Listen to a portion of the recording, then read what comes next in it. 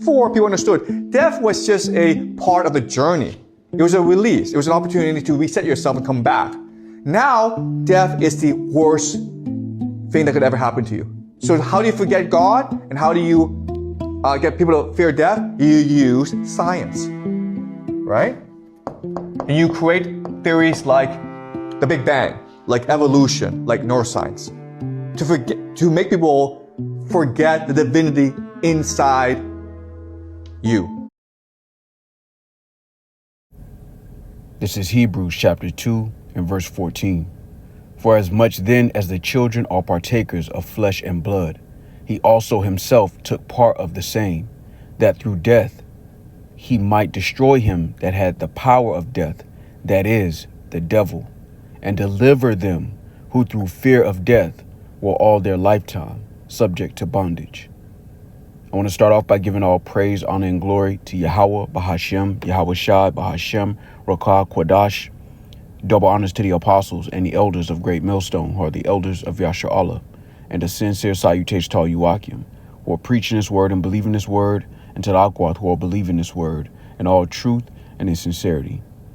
All right, now I want to go into a lesson inspired by the clip that you just saw of Professor Jing, all right, and his lectures that he does with I believe it's a Chinese school. Correct me if I'm wrong. But I want to deal with the subject that he brought up, and how it relates to scripture and prophecy. Because Esau, Edom, the so-called white man's main tool of control is truly the fear of death.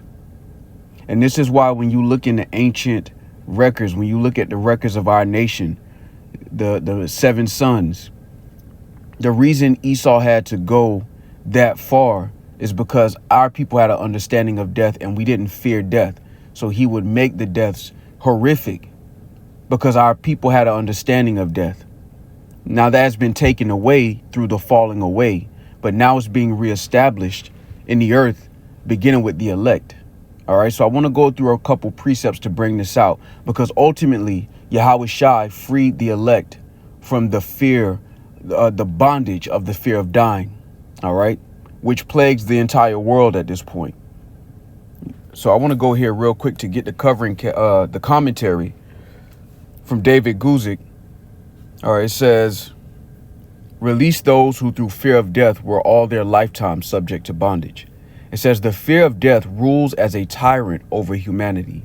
Some try to make peace with death by calling it their friend, but Christians have no fear of death, though perhaps a fear of dying, not because death is their friend, but because it is a defeated enemy that now serves God's purpose in the believer's life. Now, we know the true Christians are the Israelites, all right, beginning with the elect. And again, the falling away was extremely important and pivotal. You think about what happened in Rome. 70 AD happened because 2/3 of our people didn't want to wait on the Lord and they weren't afraid to die. That combination in itself would not allow them to just be subject to the Romans. So much so that the Romans had to bring their best concerning their military to Jerusalem and basically take us down. That's like America today with all the bases that they have. Imagine them focusing all of that energy on a place like the Israelites in New York. Everything else is still going on, but now the attention is focused on New York and the Israelites that are in New York. That's how you can compare it to what was happening in Rome that time. And I'm bringing it back to the point. 2/3 of our people knew our heritage. They knew we would come back in our 3rd and 4th generation. So they didn't necessarily have a fear of dying. This is why Esau, as the Romans, as the Greeks, had to have such brutal deaths, because they knew that our nation had a heritage that understood death, and we didn't fear it in the same way. But now that a falling away has happened, our people are subject to the fear of dying. All right, now continuing, I'm going to read this again. It says, release those who through fear of death were all their lifetime subject to bondage.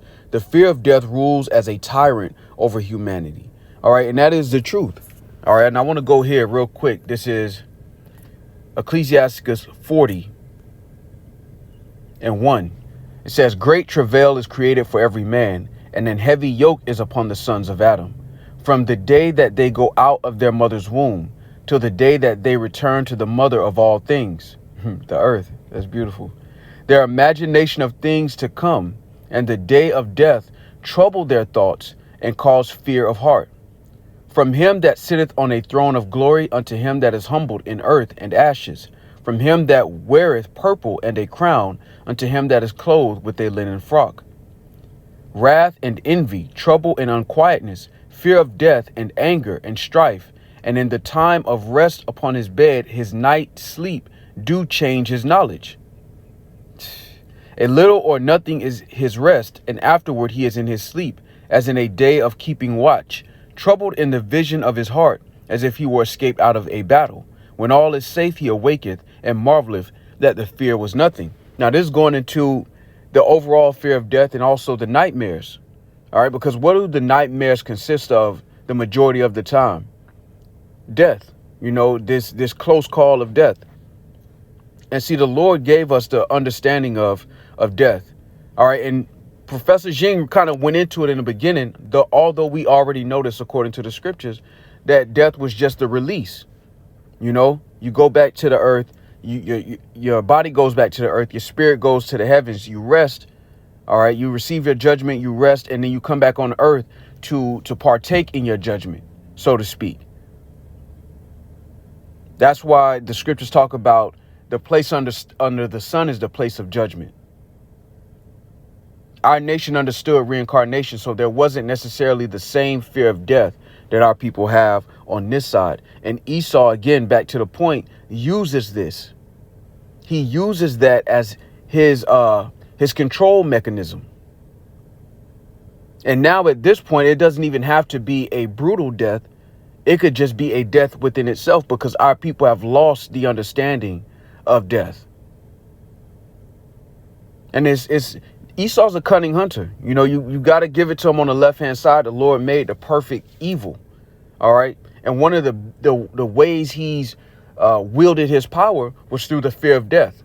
All right. Because with the fear of death, he can do this. All right. Wisdom of Solomon 2:11. It says, let our strength be the law of justice, for that which is feeble is found to be nothing worth. Now, your strength only makes sense, and it only terrifies if people have a fear of dying. That's why the deception, the covering cast over all nations, one of the biggest covering casts over all nations is the understanding of death. And the reason Esau has intentionally hid that and misrepresented what it is because he holds that over people's heads as a way of control, as a method of control. And this is why Yahweh Shah said, ye shall know the truth, and the truth shall make you free. Concerning the elect have a understanding of death and the world we live in today concerning prophecy, because they've been given the gift of faith. And that faith has given them eyesalve to see through the madness. And because we have an understanding of what death is, Lord willing, we be a part of that number. Esau doesn't have power over the elect. All right. This is why Paul says this. All right. Romans 8. And I want to start at 34. No, you know what? I'm going to jump down to 38. It says, for I'm persuaded that neither death nor life, nor angels, nor principalities, nor powers, nor things present, nor things to come, nor height, nor depth, nor any other creature shall be able to separate us from the love of Yahweh Shema Shai, which is in Hamashiach Yahweh Shai, our Lord. Because ultimately there is no loss for the elect. Roughly 2,000 years ago, the King of Kings, the Prince of the Kings of the Earth, as he's affectionately titled, laid down the blueprint. He paid in blood,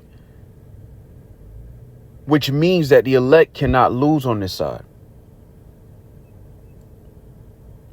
And although the fear of dying, is part of being in the flesh, yet there's a spiritual, a second wind, if you will, a spiritual instinct within the elect to understand that entire process. And this is why Paul said this. You think about Paul saying this in the time where Christians were being persecuted and literally put to death. And he's making a statement that none of that is going to prevent the elect from attaining the victory.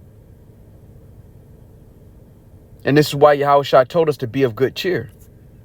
You know, the scriptures is full of the Lord telling us to fear not. Because nothing can truly separate the elect from Yahweh Shema, man. And that is the truth. And to have this knowledge, wisdom, and understanding right now is a down payment, if you will, on salvation.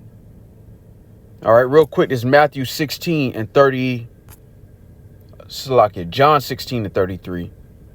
And it reads, "These things I have spoken unto you, that in me ye might have peace. In the world ye shall have tribulation, but be of good cheer. I have overcome the world." Now check this out. This is John chapter 14 and 27. It says, "Peace I leave with you, my peace I give unto you. Not as the world giveth, give I unto you. Let not your heart be troubled, neither let it be afraid." Now, why is the Lord saying that? Because true peace comes from Yahweh Shema Shai. Everything else is temporal. And one thing you have that the world doesn't have, Lord willing we be a part of that number, is peace of mind. You don't know exactly what's going to happen to you in Jacob's trouble on a personal note. But you hear and you've received the words of the Lord concerning his judgment and also his salvation. And no matter what, Lord willing we be a part of that number, if we continue to serve the Lord in truth and in sincerity, the Lord will show mercy through salvation. And even those who will have to be put to death, they'll be the first ones to rise up. And this is the understanding that's being returned unto us. We lost this understanding, and for good reason. Imagine 2/3 of our people right now knowing that they could come back in the third and fourth generation. A lot of this shit they wouldn't go for. That's how 70 AD happened. Imagine all the gangsters from the West Coast to the East Coast to down south knowing who their actual enemies are and knowing they're coming back in their third and fourth generation.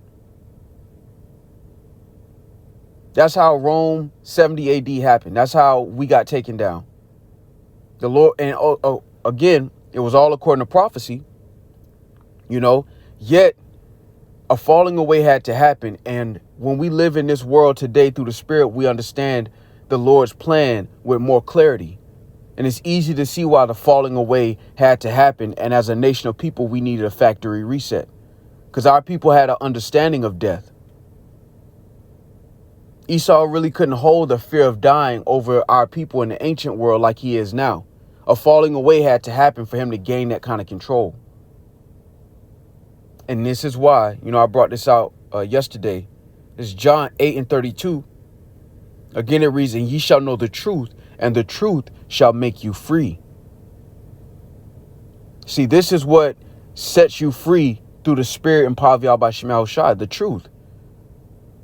The knowledge of Yahweh Shema Shai, his work concerning prophecy, and his words concerning salvation, the true and proper understanding of death and how it works. It sets you free from this system that is intentionally deceptive to keep people in bondage. And what this professor was bringing out, because he brings out a lot of interesting things, and when you filter it through the scriptures, you spit out the bones and you keep the meat. But this clip in particular, and Lord willing, now if I could find it and remind me if I forget, I'll put the link to the full lecture that he did on this. But when you look at it, the scriptures talk about this first. How the heavy yoke of the fear of death is over every man. Matter of fact, let me go back here. Because I believe it is in 40. Maybe in 41. Yep. It's Ecclesiastes 41 and 1. "O death, how bitter is the remembrance of thee to a man that liveth at rest in his possessions, unto the man that hath nothing to vex him, and that hath prosperity in all things, yea, unto him that is yet able to receive meat.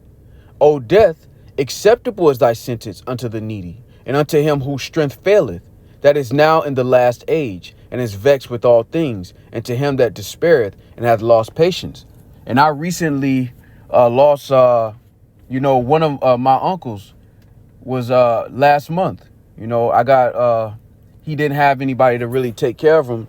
So I was there at his bedside, and you look at the last stages of a man's life, you can see why death is an acceptable sentence.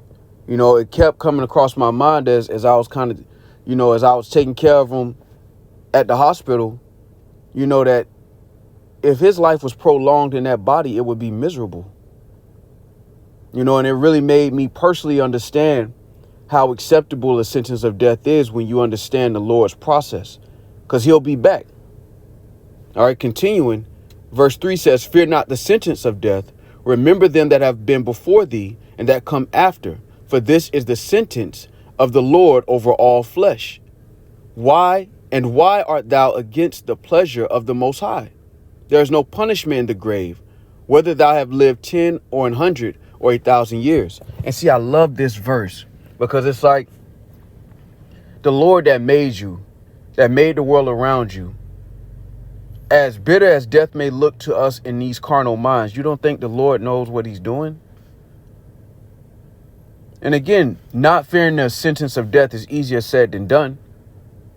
These lessons ain't just for the hearers. It's also the ones who speak the lesson through the inspiration of the Lord. But when you understand the Lord's plan, especially having this truth, you got to know that the Lord cared for you. And when you look at the Lord and how he operates with his creatures, he cares for the creatures too. And that's why death is an acceptable sentence.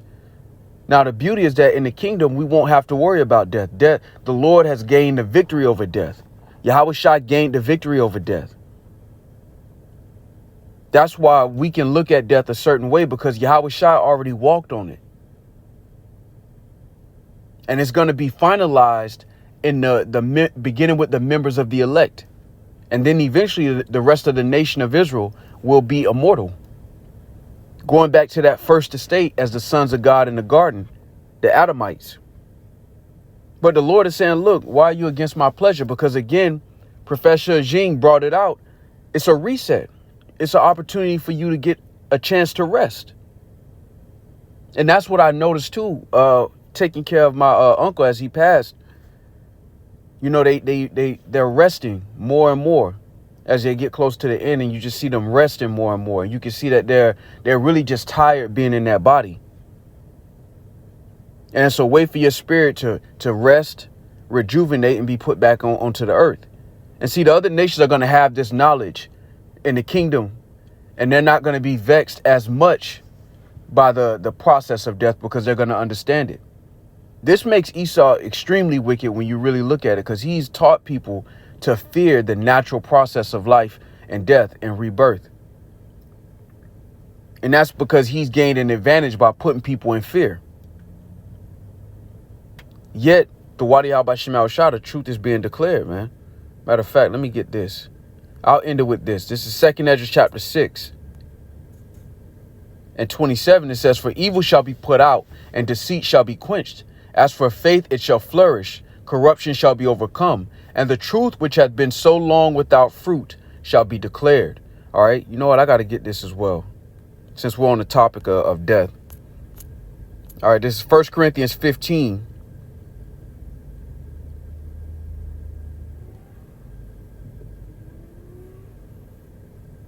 Man, this is...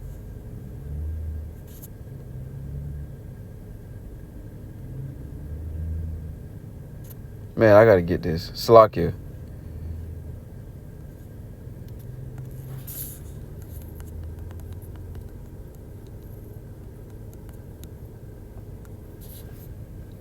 All right, this 1 Corinthians 15 and 25, it says, I'm going to start at 24. Then cometh the end, when he shall have delivered up the kingdom to Yahweh by Shema Shai, even the Father, when he shall have put down all rule and all authority and power.